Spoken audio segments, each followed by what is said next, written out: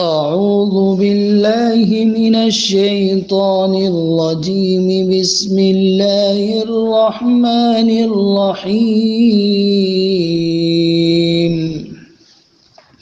ولقد أرسلنا نوحا إلى قومه فقال يا قوم اعبدوا الله ما لكم من إله غيره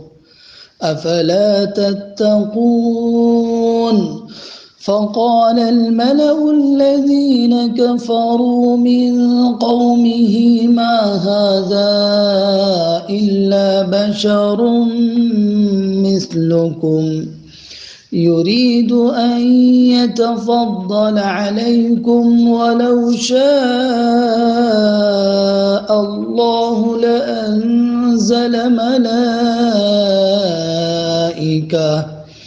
ما سمعنا بهذا في آبائنا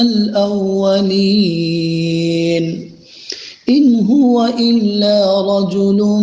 به جنة فتربصوا به حتى حين قال رب انصرني بما كذبون فأوحينا إليه أن اصنع الفلك بأعيننا ووحينا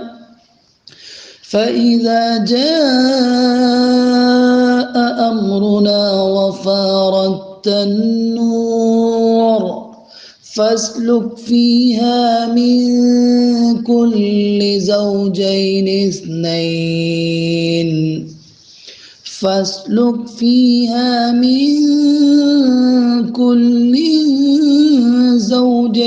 اثنين وأهلك إلا من سبق عليه القول منهم ولا تخاطبني في الذين ظلموا إنهم مغرقون فإذا استويت أنت ومن معك على الفلك فقل الحمد لله الذي نجانا من القوم الظالمين وقل رب أنزلني منزلا مباركا وأنت خير المنزلين إن في ذلك لآيات وإن كنا لمبتلين اور یقیناً ہم نے نوح کو اس کی قوم کی طرف بھیجا تو اس نے کہا ہے میری قوم اللہ کی عبادت کرو کیونکہ تمہارے لیے اس کے علاوہ کوئی معبود نہیں ہے افلا تتقون تو کیا تم ڈرتے نہیں ہو کیا تم عذاب سے بچنے اور پرہیزگاری کی فکر نہیں کرتے فقال الملأ الذين كفروا تو اس کی قوم میں سے ان سرداروں نے کہا جنہوں نے کفر کی روش اختیار کی تھی ما هذا الا بشر مثلكم یہ بس تمہارے ہی جیسا ایک بشر ہے یہ تمہارے ہی جیسا ایک بشر ہے ایک انسان ہے یرید ان یتفضل علیکم تمہارے اوپر فضیلت اور برتری اور شرف حاصل کرنا چاہتا ہے وَلَوْ شَاءَ اللَّهُ لَأَنزَلَ مَلَائِكَةً اور اگر اللہ چاہتا تو فرشتوں کو اتار دیتا وَلَوْ شَاءَ اللَّهُ لَأَنزَلَ مَلَائِكَةً اور اگر اللہ چاہتا تو فرشتوں کو اتار دیتا ما سمعنا بهذا في آبائنا الأولين اور انہوں نے یہ بھی کہا کہ ہم نے اپنے آبا و اجداد میں جو گزر گئے ہیں پچھلے یہ بات نہیں سنی ہے، ہم نے نہیں سنا کہ ہمارے پہلے گزرنے والے باپ دادا میں اس طرح کسی انسان کے بارے میں ہم نے نہیں سنا۔ ان هو الا رجل به جنۃ فتربصوا به حتى حين، یہ تو ایک آدمی ہے جس کو جنون اور دیوانگی لاحق ہو گئی ہے، تو تم ایک وقت تک اس کا انتظار کرو۔ فتربصوا به حتى حين، تو تم اس کا ایک وقت تک انتظار کرو۔ قال رب انصرنی بما کذبون، حضرت نوح نے کہا اے میرے پروردگار میری مدد کر۔ بما کذبون، مدد کیوں کریں؟ اس لیے کہ انہوں نے مجھے جھٹلا دیا ہے۔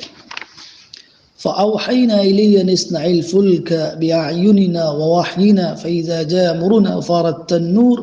فاسلك فيها من كل زوجين اثنين وأهلك إلا من سبق عليه القول منهم ولا تخاطبني في الذين ظلموا إنهم مغرقون۔ ہم نے اس کی طرف وحی کی کہ ہماری آنکھوں کے سامنے اور ہماری وحی کے مطابق بڑا جہاز بناؤ، تو جب ہمارا حکم آ جائے اور تنور جوش مارنے لگے تو اس میں ہر جانور کے دو دو جوڑے داخل کر لینا۔ من کل زوجین اثنین و اہلک، اور اپنے گھر والوں میں سے، اپنے متعلقین میں سے بھی اس میں سوار کر لینا۔ الا من سبق علیہ القول منہم، مگر ان میں سے جس پر میرا فرمان گزر چکا ہے، یعنی جس پر یہ عذاب کا فیصلہ جن کے لیے ہو گیا ہے وہ اس میں سوار نہیں ہوں گے۔ وَلَا تُخَاطِبْنِي فِي الَّذِينَ ظَلَمُوا إِنَّهُمْ مُغْرَقُونَ، اور جن لوگوں نے ظلم کی روش اختیار کی ہے ان کے بارے میں تم مجھ سے بات بھی مت کرنا۔ وَلَا تُخَاطِبْنِي، مجھ سے مخاطب مت ہونا، فِي الَّذِينَ ظَلَمُوا، ان لوگوں کے سلسلے میں جنہوں نے ظلم کیا ہے۔ إِنَّهُمْ مُغْرَقُونَ، یہ سب تو غرق ہونے والے ہیں، وہ سب غرق کر دیے جائیں گے۔ فَإِذَا اسْتَوَيْتَ أَنْتَ وَمَن مَّعَكَ عَلَى الْفُلْكِ فَقُلِ الْحَمْدُ لِلَّهِ الَّذِي نَجَّانَا مِنَ الْقَوْمِ الظَّالِمِينَ، تو جب تم اور جو لوگ تمہارے ساتھ ہوں وہ عظیم کشتی پر سوار ہو جائیں تو کہنا سب تعریفیں اور شکریہ اللہ ہی کے لیے ہے جس نے ہم کو ظالموں کی قوم سے نجات دی۔ نجانا من القوم الظالمین، ظالموں کی قوم سے، ظالمین لوگوں سے ہمیں نجات دی۔ وَقُلْ رَبِّ أَنزِلْنِي مُنزَلًا مُبَارَكًا وَأَنْتَ خَيْرُ الْمُنزِلِينَ، اور کہنا اے میرے پروردگار مجھے بابرکت بنا کر اتار۔ رب انزلنی، اے رب مجھے اتار، منزلاً مبارکاً، بابرکت بنا کر اتار۔ وانت خیر المنزلین، اور تو بہترین مہمان نواز ہے، بہترین میزبانی کرنے والا ہے۔ ان فی ذلک لآیات، یقیناً اس واقعے میں، قصے میں بہت سی نشانیاں ہیں۔ وَإِن كُنَّا لَمُبْتَلِينَ، اور ہم آزمائش کرتے والے ہیں، آزمائش کرتے رہتے ہیں، بلا شبہ ہم آزمائش میں لوگوں کو ڈالتے ہیں۔ عزیز طالبات، یہاں اللہ تعالیٰ نے حضرت نوح کے قصے کو بیان کیا ہے، اور اس سے پہلے انسان کی تخلیق کا تذکرہ ہوا تھا، اور انسان کو اللہ تعالیٰ نے جو بے شمار نعمتیں عطا کی ہیں ان میں سے بڑی بڑی بہت سی نعمتوں کا تذکرہ ہوا، اور یہ بتایا اللہ تعالیٰ نے کہ انسان کو اللہ تعالیٰ نے پیدا کر کے ایسے ہی چھوڑ نہیں دیا ہے، اس کائنات کو پیدا کر کے اللہ تعالیٰ اس سے غافل نہیں ہو گیا ہے۔ جو لوگ یہ سمجھتے ہیں کہ اللہ تعالیٰ نے اس دنیا کو پیدا کر کے اور اس سے بے تعلقی اختیار کر لی ہے، اللہ تعالیٰ اس سے بے تعلق ہو بیٹھا ہے، وہ خدا کو بالکل غلط سمجھتے ہیں۔ ان کا یہ سمجھنا بے بنیاد ہے، اس لیے کہ اللہ تعالیٰ نے گزشتہ آیت پہ فرمایا تھا وما كنا عن الخلق غافلین، ہم اپنی مخلوق سے جو کچھ ہم نے پیدا کیا ہے اس سے غافل نہیں ہیں۔ تو اللہ تعالیٰ نے انسان کو پیدا کیا تو اس کی تمام ضروریات کو بھی پیدا کیا ہے، اور اس کی جسمانی ضرورتوں کی چیزیں بھی اللہ تعالیٰ نے اس کائنات میں رکھی ہیں، اور اسی طرح اللہ تعالیٰ نے اس کی روحانی تربیت کے لیے انبیاء کا سلسلہ جاری کیا ہے کہ تاکہ وہ اس کی اندرونی حالت کو درست کر سکے۔ ظاہری اور جسمانی حالت کو بہتر بنانے کے لیے اللہ تعالیٰ نے انسانوں کی غذا کا سامان کیا ہے، بے شمار چیزیں میوے ان کے لیے پیدا کیے ہیں، اور اس کے اندرونی خرابی کے لیے، اس کی فکر و نظر کی درستگی کے لیے، اس کی قلبی حالت کو صحیح کرنے کے لیے، اور اس کے ذہن و دماغ کو صحیح ڈائریکشن کے لیے اللہ تعالیٰ نے انبیاء کا سلسلہ شروع کیا۔ یہاں سب سے پہلے حضرت نوح کا تذکرہ ہوا ہے۔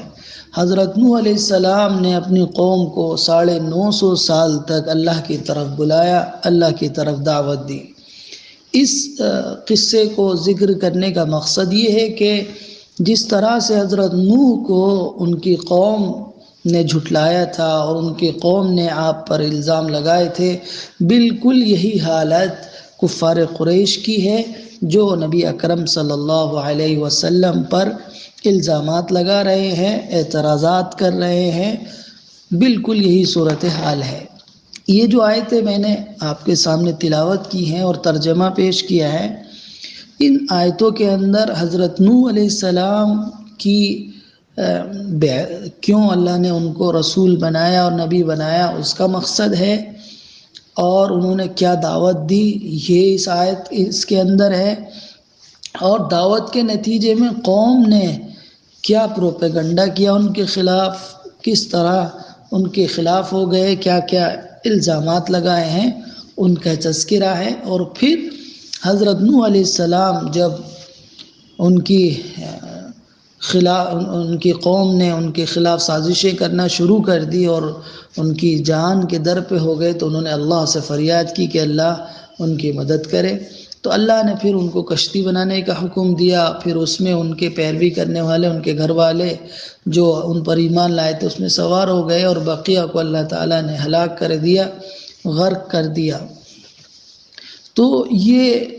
آیتیں اللہ تعالیٰ اس لیے سنا رہا ہے، یہ واقعہ اس لیے اللہ تعالیٰ کفار قریش کے سامنے دہرا رہا ہے کہ دیکھو جس طرح کے الزامات تم نبی پر لگا رہے ہو، اس طرح کے الزامات تم سے پہلے حضرت نوح علیہ السلام پر بھی ان کی قوم نے لگائے تھے۔ حضرت نوح علیہ السلام پر ان کی قوم نے جو الزامات لگائے ہیں وہ 5 بڑے الزامات تھے۔ آپ دیکھیے حضرت نوح کی دعوت کیا تھی؟ نوح کی دعوت ہے فقال یا قوم اعبدوا اللہ ما لکم من الہ غیرہ۔ ہم نے نوح کو ان کی قوم کی طرف بھیجا تو نوح نے اپنی قوم سے کہا میری قوم تم اللہ کی عبادت کرو، اللہ کے علاوہ تمہارا کوئی معبود نہیں ہے، اللہ کے بندے بن جاؤ، اللہ کی اطاعت کو لازم پکڑ لو۔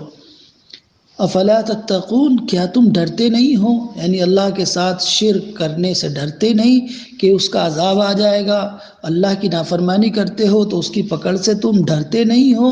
یہ ان کی دعوت تھی کہ وہ ایک اللہ کے ہو کر زندگی گزارے، یہ حضرت نوح کی دعوت تھی۔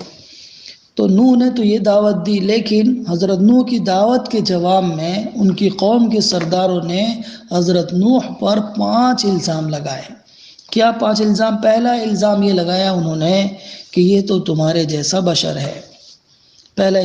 الزام یہ تھا کہ تمہارے جیسا بشر ہے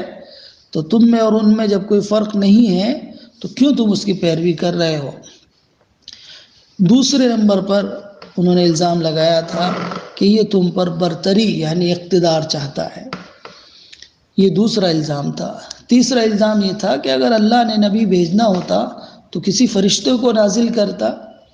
اور چونکہ یہ تو انسان ہے ہمارے ہی جیسا ہے، لہٰذا یہ جو بات کہہ رہا ہے اپنے کو نبی اور رسول کہہ رہا ہے، یہ جھوٹا دعویٰ ہے۔ یہ تیسرا الزام۔ اور چوتھا الزام انہوں نے لگایا کہ ہم نے تو ایسی بات اور دعوت اپنے آبا و اجداد سے نہیں سنی۔ یہ انہوں نے کہا کہ ہم نے نہیں سنا ہے کہ کبھی ہمارے آبا و اجداد نے یہ بات بتائی ہو، ہم نے نہیں سنا۔ اور پانچواں اور ایک سب سے بھونڈا الزام انہوں نے جو لگایا وہ یہ کہ نوح پاگل ہو گیا ہے، اس کا دماغ چل گیا ہے، اس کا دماغ خراب ہو گیا ہے۔ تو یہ 5 بڑے الزام تھے حضرت نوح علیہ السلام پر جو ان کی قوم کے سرداروں کی طرف سے لگائے گئے تھے۔ اب خود اندازہ لگائیے کہ حضرت نوح علیہ السلام نے اپنی قوم کو کیا دعوت دی تھی، اور اس کے جواب میں قوم کے لیڈروں نے اپنی اپنی پارٹی اور اپنے اپنے جو کارندے ہیں ان کو قابو میں رکھنے کے لیے حضرت نوح علیہ السلام کے بارے میں کن کن باتوں کا پروپیگنڈا کیا تھا۔ تو وَلَقَدْ أَرْسَلْنَا نُوحًا إِلَىٰ قَوْمِهِ، تو یہ 5 بڑے الزام حضرت نوح پر لگائے گئے تھے۔ بالکل یہی الزامات حضرت محمد صلی اللہ علیہ وسلم پر بھی ان کی قوم نے لگائے، کفار قریش نے لگائے تھے، یہی بالکل الزامات تھے، وہ بھی یہی کہتے تھے۔ تو یہاں یہ ان کے سامنے رکھنا یہ کہ دیکھو جس طرح نوح کو جھٹلانے کے نتیجے میں ان کی قوم کو اللہ تعالیٰ نے ایمان نہ لانے کے نتیجے میں تباہ کر دیا، برباد کر دیا، تم بھی اسی طرح تباہ کر دیے جاؤ گے اگر تم آخری نبی کی بات نہیں مانو گے، آخری نبی کی تعلیمات پر عمل نہیں کرو گے، اس کی بات کو تسلیم نہیں کرو گے، تمہارا انجام بھی یہی ہوگا جس طرح حضرت نوح کو جھٹلانے کے نتیجے میں اور ان کی بغاوت اور ان کے خلاف جانے کے نتیجے میں ان کی قوم کا ہوا کہ اللہ تعالیٰ نے ان کو یک لخت پوری قوم، نافرمان قوم کو پانی میں غرق کر کے تباہ و برباد کر دیا۔ اور دوسری طرف اہل ایمان کے لیے اس کے اندر یہ آزمائش کا پہلو ہے کہ جب بھی حق کی آواز بلند کرنے والے لوگ کام کرتے ہیں، حق کو حق بتاتے ہیں، صحیح کو صحیح بتاتے ہیں اور دعوت توحید کی دعوت دیتے ہیں، تو ضرور ان کے سامنے ایسے لوگ آتے ہیں جن کو لگتا ہے کہ یہ ہماری کرسی چلی جائے گی، ہماری عوام ہمارے خلاف ہو جائے گی، تو ان کے خلاف پروپیگنڈا کیا جاتا ہے، ان کے خلاف جو ہے سازشیں کی جاتی ہیں۔ لیکن کامیابی اہل حق کو ملتی ہے، اہل ایمان کو ملتی ہے، انبیائی مشن پر گامزن لوگوں کو ملتی ہے۔ یہ آزمائش ہے، چند دن رہتی ہے، آزمائش کے بعد ایک اچھا دور آتا ہے، ایک اچھا انقلاب آتا ہے۔ یہ دونوں پہلو اس کے اندر موجود ہے۔ انبیاء کے قصوں میں خاص طور سے یہی بات ہے کہ ان کی آزمائش چند دن ہوتی ہے اور پھر ایک اچھا دور آتا ہے۔ تو جو لوگ بھی انبیاء کی دعوت کو لے کر اٹھیں گے، حق کی آواز لگائیں گے، لوگوں میں آخری نبی کے پیغام کو پہنچائیں گے، قرآن کی دعوت دیں گے، اللہ سے جوڑنے کی بات کریں گے، تو کچھ نہ کچھ لوگ ایسے ہوں گے جو ان کے خلاف ہو جائیں گے اور ان کو گرانے کی اور ان کو پیچھے ہٹانے کی کوشش کریں گے۔ تو اس سے گھبرانا نہیں چاہیے، یہ ان آیتوں کا پیغام ہے۔ تو اللہ تعالیٰ نے فرمایا کہ وَلَقَدْ أَرْسَلْنَا نُوحًا إِلَىٰ قَوْمِهِ، اور ہم نے نوح کو بھیجا۔ یہ ہے روحانی علاج، روحانی تربیت، اور انسان کو اندر سے بدلنے کے لیے، اس کو ایک اچھا انسان بنانے کے لیے اللہ تعالیٰ نے انبیاء کا سلسلہ جاری کیا تاکہ اس کے اندر سے کفر و شرک، نافرمانی، جلن، یہ سب چیزیں ختم کر دیں۔ یہ انبیاء کی تعلیم کے ذریعے سے ہو سکتا ہے۔ تو اس کی روحانی و اخلاقی اصلاح کے لیے اللہ تعالیٰ نے اپنے رسول بھیجے ہیں،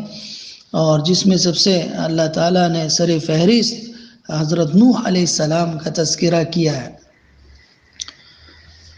کہ ہم نے نوح کو بھیجا ہے اس کی قوم کی جانب۔ تو حضرت نوح نے یہ دعوت دی کہ میری قوم، یا قومی، میم کے نیچے آپ جو زیر دیکھ رہی ہیں وہ اس بات کی علامت ہے کہ یہاں سے یا کو حذف کر دیا گیا ہے، تو یہ یا قومی تھا، یا کو گرا دیا ہے۔ تو اے میری قوم، دیکھیے کس پیار کے ساتھ، کس انوکھے انداز میں حضرت نوح اپنی قوم کو دعوت دے رہے ہیں۔ اے میری قوم، اے میرے اپنے لوگوں، اے میرے جگر گوشو، یعنی اس طرح بالکل پیارا انداز ہے کہ یا قومی، اے میری قوم، اے میرے لوگوں، اے میرے اپنے لوگوں، اعبدوا اللہ، اللہ کی عبادت کرو، اللہ کی عبادت کرو۔ ما لکم من الہ غیرہ، اس کے علاوہ تمہارا کوئی معبود نہیں ہے، کوئی تمہارا مددگار نہیں ہے، کوئی تمہارا کارساز نہیں ہے، وہ تنہا تمہارا معبود ہے، لہٰذا اسی کے ساتھ جڑ جاؤ، اسی کی عبادت کرو، اس کی بندگی کرو، زندگی کے ہر پہلو میں اس کی اطاعت کو لازم پکڑ لو۔ افلا تتقون، یہ بڑا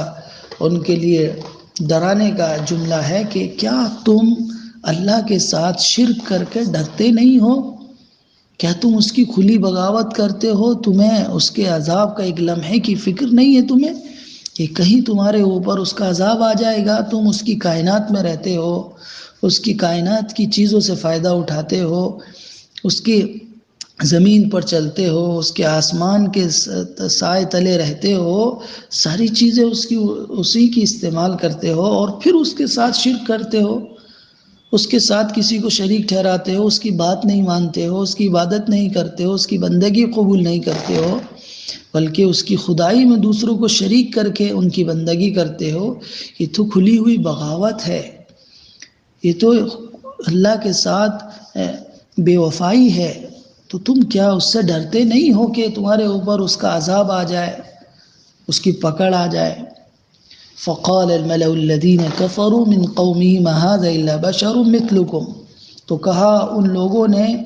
ملأ یملؤ کے معنی ہوتے ہیں بھرنا، ملأ ان جن کے پیٹ بھرے ہوتے ہیں، سب سے پہلے مخالفت وہی کرتے ہیں جو آسودہ حال ہوتے ہیں، پیٹ بھرے ہوئے ہوتے ہیں، لیڈر ہوتے ہیں، ان کو لگتا ہے کہ ہماری عوام ہمارے خلاف ہو جائے گی، ہماری عوام ہمیں چھوڑ کر چلی جائے گی، اور یہ سب کچھ جو دعوت دے رہا ہے اس کے پہلو میں چلے جائیں گے، تو ان کو اپنی کرسی کھسکتے ہوئے، اپنی کرسی جاتے ہوئے، اپنا اقتدار جاتے ہوئے اب ان کو احساس ہوتا ہے، تو وہ پروپیگنڈا شروع کرتے ہیں۔ تو نوح کی قوم کے سرداروں نے کہا کہ ما ھذا الا بشر مثلکم، کہ یہ تمہارے ہی جیسا ایک انسان ہے، تمہارے ہی جیسا۔ بالکل غرور میں تھے وہ، تکبر میں ڈوب کر کہہ رہے تھے، ارے تم اس کی بات مانو گے؟ تمہارے ہی جیسا تو ایک آدمی ہے، یہ نبی کیسے ہو سکتا ہے؟ بھلا آدمی اور اللہ کا پیغمبر ہو سکتا ہے کیا؟ ناممکن ہے، ایسا نہیں ہو سکتا۔ یہی بات کفار قریش اور مشرکین عرب بھی کہتے تھے کہ محمد تم جیسے ہی تو ایک آدمی ہے، ہم ان کے باپ اور دادا اور ان کی ماں کو جانتے ہیں، ارے یہ لڑکا ہمارے ہی جیسا ہے، ہمارے ساتھ کل تک کھیلتا تھا پھرتا تھا، آج یہ آ کر یہ دعویٰ کر رہا ہے کہ ہمارے سامنے کہ میں اللہ کا نبی بن کر آ گیا ہوں، کل تک ہمارے ہی ساتھ کھاتا پیتا تھا، سوتا جاگتا تھا، اس کے بیوی بچے ہیں، بازاروں میں چلتا پھرتا ہے، اس میں کون سی ایسی علامت ہے جس کے ہم مان لیں کہ یہ رسول ہے؟ اس کی ساری ضرورتیں وہی ہیں جو ہماری ہیں، آخر یہ رسول کیسے ہو سکتا ہے؟ تو سب سے پہلے وہ یہ بات کہنا شروع کرتے ہیں۔ پھر اس کے بعد کہتے ہیں کہ یرید ان یتفضل علیکم، اور یہ جو یہ باتیں سب بنا رہا ہے تمہارے سامنے، یہ سب کرسی کی بات ہے، حکومت کی بات ہے، یہ سب ریاست کی بات ہے، یہ کرسی چاہتا ہے، یہ ہماری سرداری اور لیڈری چھیننا چاہتا ہے، یہ تمہارے اوپر فضیلت چاہتا ہے، تمہارے اوپر بڑا بن کر رہنا چاہتا ہے، یہ دراصل اقتدار کا بھوکا ہے۔ یہ باتیں قوم کے جو بڑے ہمیشہ سے ہوا، آج بھی ہے اور اس سے پہلے بھی یہی کرتے آئے ہیں۔ جو شخص بھی حق کی آواز لگاتا ہے، لوگوں میں اصلاح کی کوشش کرتا ہے، لوگوں کو ایک اللہ کی طرف بلاتا ہے اور علی الاعلان لوگوں کے درمیان جا کر باتیں کرتا ہے، تو لوگ اس پر یہی الزام لگاتے ہیں، خصوصاً وہ لوگ جو پہلے سے اپنے آپ کو لیڈر بنائے ہوئے ہیں اور لوگوں کو اپنے ماتحت کرنے کی کوشش کرتے ہیں، وہ یہ بات کہتے ہیں کہ یہ سب تم پر اس لیے کر رہا ہے تاکہ تم پر فضیلت حاصل کر لے، تمہارا لیڈر بن جائے اور تم سب اس کے قدموں میں آ جاؤ اور یہ اس کو اپنا حاکم بنا لو، یہ سب اس لیے کر رہا ہے۔ پھر اس کے بعد وَلَوْ شَاءَ اللَّهُ لَأَنزَلَ مَلَائِكَةً، اور اگر اللہ چاہتا تو فرشتوں کو نازل کرتا. نہیں، اپنے آپ کو کتنا اونچا بنا رہا ہے، کتنا اونچا اٹھا کر کہہ رہا ہے کہ ہمارا مقابلہ تو ایک عام انسان نہیں ہونا چاہیے، بلکہ کون ہونا چاہیے؟ فرشتے ہونے چاہیے جو ہمیں آ کے سمجھائیں. یعنی وہ اپنے معیار کو اتنا بلند ہو کر لوگوں کے سامنے رکھتے ہیں، جبکہ حالت یہ ہے کہ انسانوں کی رہنمائی کے لیے اللہ تعالیٰ انسان کو ہی رسول بنا کر بھیجتا ہے. اس لیے کہ کوئی فرشتہ نمونہ بن ہی نہیں سکتا ہے انسانوں کے لیے. پھر اعتراض ہوگا کہ ہمارے تو بیوی بچے ہیں، ہماری تو ضروریات ہیں، یہ تو نورانی مخلوق ہے، ان کو تو یہ سب ضرورت لاحق نہیں ہے، اس لیے ان کے اندر تو گناہ کا جذبہ نہیں ہے، تو یہ تو اللہ کی عبادت کر سکتے ہیں، ہم نہیں کر سکتے. تو یہ صرف لوگوں کو بیوقوف بنانے کے لیے انہوں نے کہا کہ ہماری رہنمائی کے لیے کسی نبی اور رسول کی کوئی ضرورت نہیں ہے. ایک تو ہم خود اپنی رہنمائی کے لیے کافی ہے، ہم تو خود ٹیلنٹڈ ہیں، ہمارے اندر تو خود دماغ ہے. اور اگر بالفرض خدا کسی کو نبی اور رسول بنا کر بھیجنے والا ہی ہوتا تو فرشتوں کو اس کار خاص اور کار خیر کے لیے اور اس اپنے پیغام کو پہنچانے کے لیے منتخب کرتا. آخر ہمارے ہی جیسے ایک انسان کو نبی اور رسول بنا کر بھیجنے کے کیا معنی ہے؟ یہ اعتراض ان پر کرتے ہیں. پھر ایک اور اعتراض کہتے ہیں کہ ما سمعنا بهذا في آبائنا الاولین، ہم نے تو کبھی نہیں سنا اپنے آبا و اجداد سے کہ اس طرح کوئی بات انہوں نے ہم سے بتائی ہو، ہم نے نہیں سنا ہے. یہ محض من گھڑت باتیں ہیں، یہ ان کی اپنی بنائی ہوئی باتیں ہیں. ہمارے آبا و اجداد تو یہ اس طریقے پر نہیں تھے، ہمارے آبا و اجداد تو جو کرتے آ رہے تھے ہم بھی اس پر ہیں.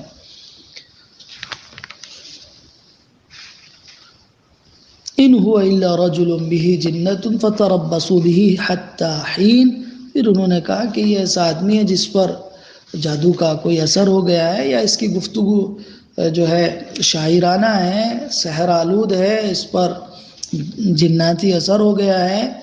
اب یہ کچھ دن رہے گا اور پھر ختم ہو جائے گا. فتربصوا به حتى حين، یا تو اس کو موت آ جائے گی اسی حالت میں،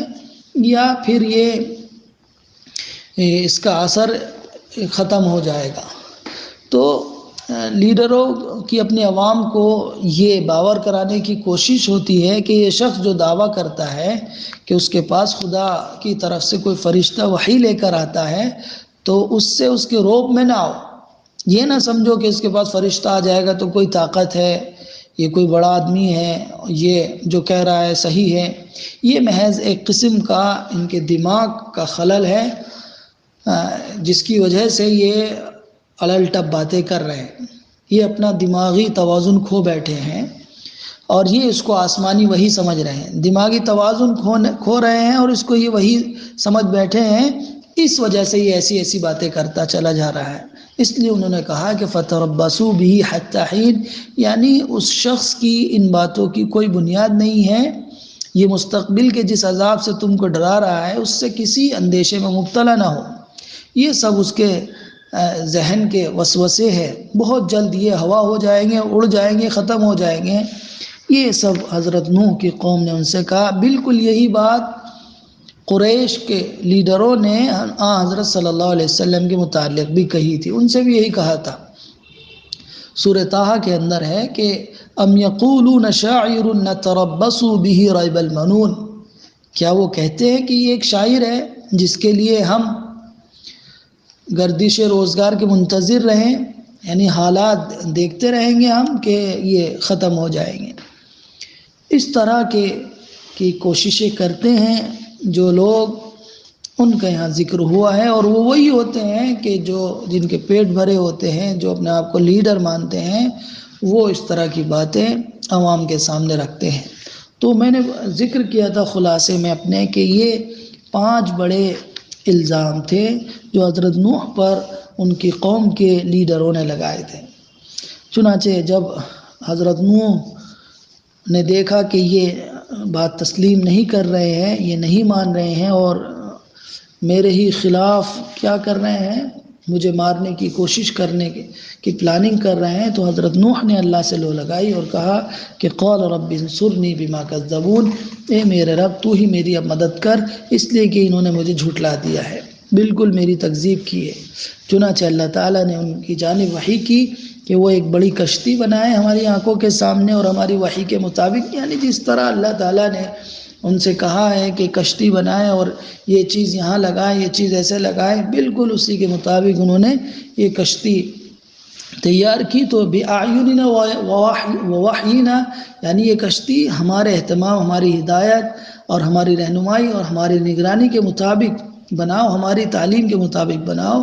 تو اللہ تعالیٰ نے اس کا نقشہ دیا ہے، اس کی چیزیں حضرت نوح کو بتائی، حضرت نوح نے اسی کے مطابق اس کشتی کو تیار کیا۔ فَإِذَا جَاءَ أَمْرُنَا، پھر جب ہمارا حکم آ جائے، یعنی ہمارا عذاب آ جائے، ہم آپ کو بتا دیں گے۔ وَفَارَ التَّنُّورُ، اور تنور ابلنے لگے۔ فَاسْلُكْ فِيهَا مِنْ كُلٍّ زَوْجَيْنِ اثْنَيْنِ وَأَهْلَكَ، اپنے گھر والوں میں سے اور ہر دو جوڑے آپ اپنی اس میں سوار کر لیں۔ یہ اللہ تعالیٰ نے حضرت نوح کو بتایا، سوائے ان کے جس پر اللہ کی طرف سے انہی لوگوں میں اللہ کا قول کیا ہو گیا ہے، ثابت ہو گیا ہے، یعنی جنہوں نے جھٹلایا ہے، نہیں مانا ہے، آخر تعلیمات کو پس پشت ڈال دیا ہے، ان کے لیے ہے کہ إِلَّا مَنْ سَبَقَ عَلَيْهِ الْقَوْلُ مِنْهُمْ، تو ان پر تو عذاب آ کے رہے گا، چاہے وہ تمہارے گھر والے ہوں یا باہر والے ہوں، سب پر عذاب آ کے رہے گا، کوئی بچے گا نہیں۔ تو یہ اتمام حجت ہو گئی تھی ان پر، حضرت نوح نے اتمام حجت کر دی تھی، اور اللہ کا قانون ہے کہ جب کسی قوم کو اللہ تعالیٰ ہلاک کرتا ہے تو پہلے ان پر حجت تمام کرتا ہے۔ تو حضرت نوح کے ذریعے سے ان پر حجت تمام کر دی گئی تھی، اور ساری کوششیں ان کے سامنے بیکار ہو گئی تھی، اس لیے اب ان پر عذاب آنا ضروری تھا۔ تو اللہ نے فرمایا وَلَا تُخَاطِبْنِي فِي الَّذِينَ ظَلَمُوا، جن لوگوں نے ظلم کیا ہے ان کے سلسلے میں تم مجھ سے بات مت کرنا، إِنَّهُمْ مُغْرَقُونَ، یہ سب تو غرق ہونے والے ہیں۔ یعنی حضرت نوح کے دل میں آئی ہوں گے کہ میرے، دوسری جگہ اس کا ذکر ہے کہ میرے بچوں کے ساتھ کیا ہوگا، چنانچہ ان کا بیٹا بھی ہلاک ہوا، اس لیے کہ ان کا بیٹا نافرمان تھا، ان کی بیوی ہلاک ہوئی، ان کی بیوی بھی نافرمان تھی۔ تو جب عذاب آتا ہے تو نسبتیں کام نہیں آتی ہیں، یہ بات بھی یہاں سمجھنے کی ہے۔ حضرت نوح کا بیٹا نبی کا، اور ایک بڑے نبی کا بیٹا بھی کیا ہوا، ہلاک و برباد ہو گیا، جب اس نے صحیح راہ کو اختیار نہیں کیا، دین کی راہ کو اختیار نہیں کیا، تو اللہ تعالیٰ نے اسے بھی برباد کر دیا۔ تو یہاں یہ بات بھی سمجھنے کی ہے کہ نسبتیں کام نہیں آتی ہیں اگر وہ اس کے اعمال، اس کا ایمان اس کے اندر نہیں ہے۔ ایمان اور عمل نہیں ہے تو کتنے ہی بڑے خاندان میں پیدا ہو جائے، کتنے ہی اونچے گھرانے میں ہو جائے، کہیں بھی پیدا ہو جائے، وہ اللہ کی پکڑ سے بچنے والا نہیں ہے۔ فَإِذَا اسْتَوَيْتَ أَنْتَ وَمَن مَّعَكَ عَلَى الْفُلْكِ فَقُلِ الْحَمْدُ لِلَّهِ الَّذِي نَجَّانَا مِنَ الْقَوْمِ الظَّالِمِينَ، تو جب آپ اور جو لوگ آپ کے ساتھ ہیں کشتی میں سوار ہو جائیں تو پھر آپ یہ دعا پڑھیں۔ تو یہاں پر دیکھیے، یہ بھی ایک نصیحت کا بڑا یہاں پر نقطے کی بات ہے کہ اللہ تعالیٰ خود کہہ رہے ہیں کہ جب آپ کشتی پر سوار ہو جائے اور مطمئن ہو جائے آپ کہ آپ اس قوم سے باہر آ گئے ہیں تو یہ دعا پڑھیں، یعنی اس قوم کی انتہائی خباثت اور شرارت کا ثبوت ہے کہ اللہ تعالیٰ اس کی تباہ ہونے پر اور جن کو بچایا ہے وہ شکر ادا کرے، اس کی تعلیم دے رہا ہے۔ قوم کی تباہی پر شکریہ کی تعلیم اللہ تعالیٰ دے رہا ہے کہ فَقُلِ الْحَمْدُ لِلَّهِ الَّذِي نَجَّانَا مِنَ الْقَوْمِ الظَّالِمِينَ، تو آپ کہیں کہ تمام تعریف ہے اللہ کے لیے جس نے ہمیں ظالم قوم سے بچایا ہے، یعنی اس کی خباثت، شرارت، اس کی بد اخلاقی اور انتہا کو پہنچ چکی تھی، اس لیے اللہ تعالیٰ تعلیم دے رہا ہے کہ اس سے بچنے پر اللہ کی حمد و ثنا کریں کہ اسی نے تمہیں بچایا ہے، اور یہ دعا کریں کہ میرے رب تو مجھے ایک بہترین جگہ پر اتار، ایک اچھی جگہ پر اتار، اور میری میزبانی کر، اور میری جہاں بھی میں رہوں وہاں کسی طرح کی کوئی پریشانی نہ ہو، اس کی بھی اللہ تعالیٰ نے ان کو تعلیم کی کہ یہ بھی دعا کریں آپ اللہ سے، اللہ ہی پورا کرنے والا ہے۔ وَقُلْ رَبِّ أَنزِلْنِي، اے میرے رب تو مجھے اتار دے، مُنزَلًا مُبَارَكًا، یعنی مبارک جگہ پر، وَأَنْتَ خَيْرُ الْمُنزِلِينَ، اور آپ بہترین میزبان ہیں، بہترین میزبانی کرنے والے ہیں۔ إِنَّ فِي ذَلِكَ لَآيَاتٍ، اس میں بہت ساری آیات ہیں، نشانیاں ہیں، وَإِن كُنَّا لَمُبْتَلِينَ، اور ہم ضرور بھی ضرور آزماتے ہیں۔ تو اللہ تعالیٰ نے یہاں پر بہت سی اس کے اندر نشانیاں یہ رکھی ہیں کہ دیکھیے